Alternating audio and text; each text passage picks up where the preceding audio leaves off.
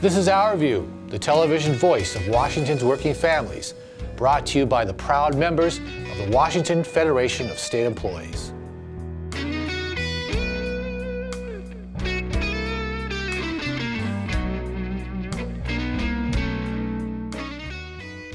After months of negotiation, the Federation reached agreement with management on 10 contracts, which now await funding by the legislature when it meets in January. Our members are proud of this accomplishment as it addresses the severe problem of recruiting and retention. It's a significant win in that one of the historic things that happened is that in the 40 years that we've had this general government contract, we've never reached the subject of expanding our leave. And that really speaks to the work-life family balance that our members have been asking for, have been calling out for. And this new contract, once it's voted in the legislature, what will happen is that you will get extra days of vacation depending on the number of years of service that you have. If they want good employees, the management is going to have to, give a good workplace and have a place that people want to be and people want to stay, rather than just having a place where people come and get experience and then go on to better, bigger paying jobs. The work environment in a community college is fantastic, but it's not enough just to have a good environment. You have to give the employees the respect from the management. You have to give them proper pay, and people, they want to stay in a workplace for a long time. But if they got nowhere to go and they have no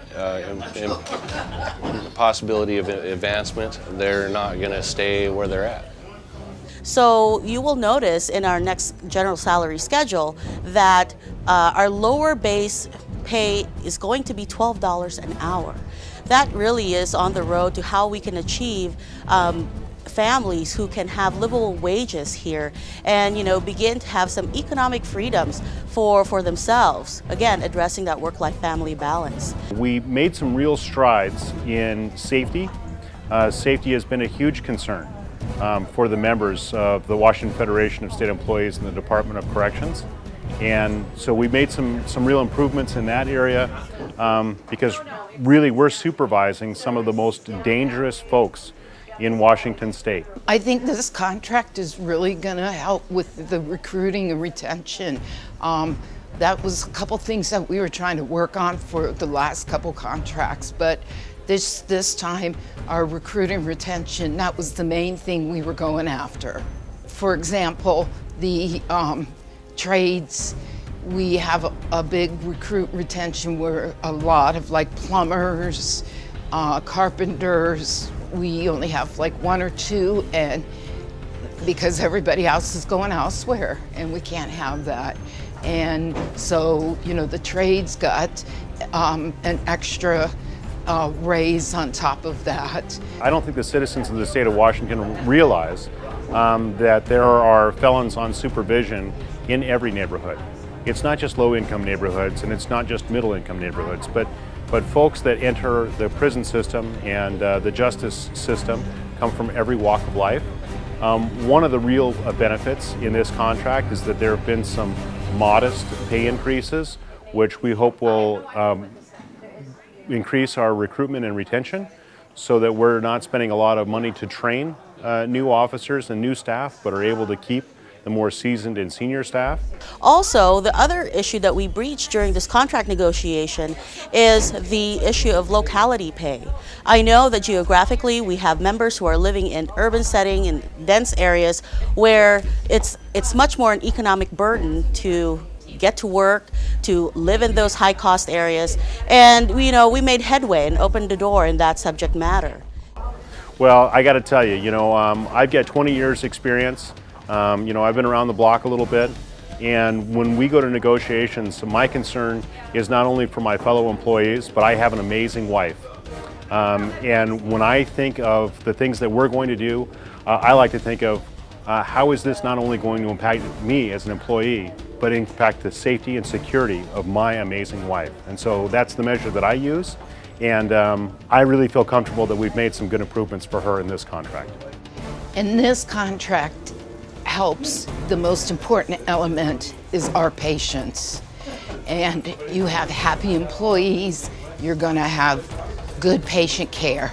And that's what we need, and that is our goal, and that's what UW wants as well. So that's where we both are working together. An emerging international labor issue is what's termed the supply chain.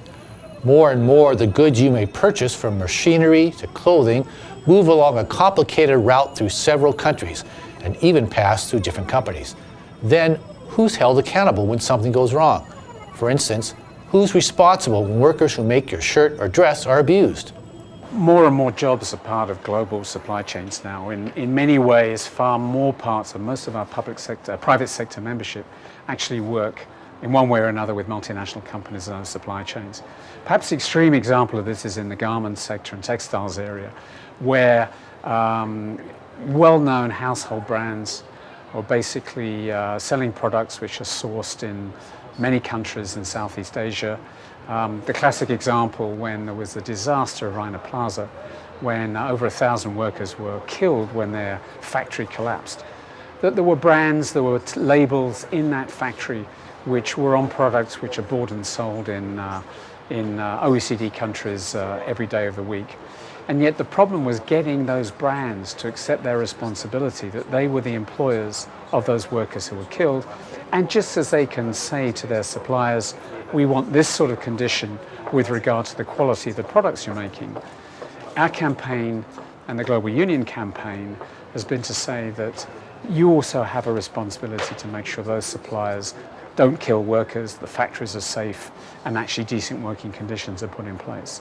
So I think some of the momentum around there is to try to make sure that something like Rana Plaza doesn't just lead to 1,000 people dying, but it changes the situation in the future. It changes the business model, it changes the concept of responsibility and human rights. And the OECD guidelines on multinationals is another instrument that we're trying to use to make sure, since they've been reformed, that they also cover the different supply chains and the responsibility of firms along their supply chains, that creates an effective mechanism where there are consequences for companies which don't actually live up to their responsibilities. It's good to know that sometimes the United States is a leader in the world of work and opportunities. According to Tom Wilson, a labor skills consultant in Great Britain, the U.S. apprenticeship model is one the rest of the world needs to follow. And I would say that the American unions, particularly in construction, frankly, but in many other parts of the American economy, are really leading the way. There's some fantastic examples of really high quality provision, apprenticeship training provision in colleges and other kinds of training establishments which are effectively run by the unions, delivering really high quality apprenticeships, working hand in hand with employers, working closely with the state governments, and the American unions are leading the way. Now, what that does is it shows the importance of a quality apprenticeship. Not everything that's called an apprenticeship, I would say, is an apprenticeship. Some of them are frankly not very good. What American unions do is to say this is what they should look like. This is what's real guarantee of a proper career and a decent job. This is how you can work safely, for example. This is how you can work in an equal sort of way. This is a way in which you can make the most of your skills. So those kinds of apprenticeships, that standard for apprenticeships, that's what American unions are showing the way, and that's where they can play a really big role. The Federation's shop stewards recently met for their annual conference, and we just had to ask, so what makes a good shop steward, and what important role do they fill at the job site? Here's the answer. I think in order to be a good shop steward, you have to understand your collective bargaining agreement. You need to know the CBA, be able to interpret it, understand how management works. You got to be able to talk to management. It's not always go in and yell at each other. You should be able to work hand in hand with each other, find out what the problem is, find out how to work on that problem. How can you move forward? Not always just being the bad person. Well, we're all people, so I believe everybody has an opinion. Everybody has their thought process and what they think or shouldn't, I should say how they think or what they expect of things. And I think sometimes as a shop steward, we need to help one side or both sides understand this is the reality. I believe it's our job to help them as people to understand that not everybody sees everything the same, and there are differences of opinion, and how can we work together to make things better. The shop steward is there to make sure that that contract is enforced. We work together with management to make sure that everyone's being treated fairly, and that's what I like to do as a shop steward. I feel like I'm a balance between the employees and management to make sure that that contract is fairly enforced. The shop steward is there to help settle any type of workplace problems at the most informal level possible. Sometimes management really didn't know what was going on at the lowest level, and a steward being there, talking to them equally, we got those problems solved. This has been Our View, brought to you by the members of the Washington Federation of State Employees. We remind you, when you accept a paycheck for your hard work, you don't give up your rights. Thank you for watching, and we'll see you next month.